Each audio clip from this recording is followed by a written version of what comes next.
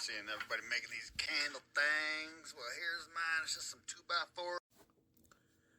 All right, so if you haven't seen it, that's been going around. It's kind of like how to heat your house without using gas because utilities are expensive. And I know some people are in a place, Texas, where you may need to find alternative methods of heating. But I'm going to bring up another device like this, which was the terracotta planter heaters. Those have been going around, and I had to look into those because I was like, this sounds too good to be true. And they actually are to a degree. Will they work? Yes. Will what he's doing work? Yes, they will. But here's the problem.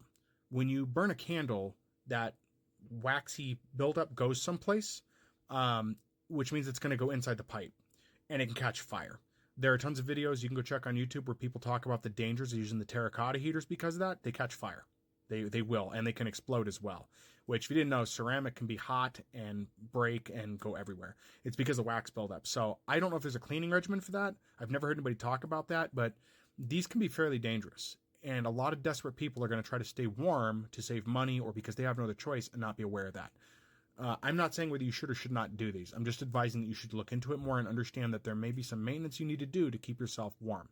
I personally would not have used wood as a base for that, considering wood can catch fire, and if that wax gets on there and catches fire, it's going to be a whole nother problem. Now, I know most people are like, well, as long as you don't leave it on while you're sleeping, sure, but things can happen. Again, check those out on YouTube and look at the fire risk for it. You're going to have to dig into it, but it is there. There are so many videos that go out talking about things you can do to save money or if you're desperate. And I advise you, if you're already looking into how to build it, please look into the risks for it. There really needs to be something done where the videos that make these, they have to explain the risks and the maintenance of it. Now, this guy, I don't know if he's the original designer. He said he's seeing people do this. Stitching was off for his, so it's not stitched. I had to download the video from his and put it on here. He did have downloading on, so I didn't go rip it illegally or anything. But yeah, please be careful and please be sure that you're looking into what you can to keep yourself safe. There are tons of candle heaters that you can make, and a lot of them are very unsafe.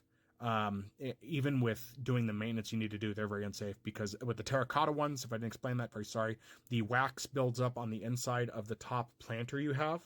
And so while the heat ventilates, if that wax gets hot and the fumes from that stay in there, it'll end up igniting and it can either explode or it can make you sick or it can make you to a point where you just don't wake up anymore. And again, I'm not saying that, people should or shouldn't do this. I'm just saying, please be careful and know the risks before you do something like this.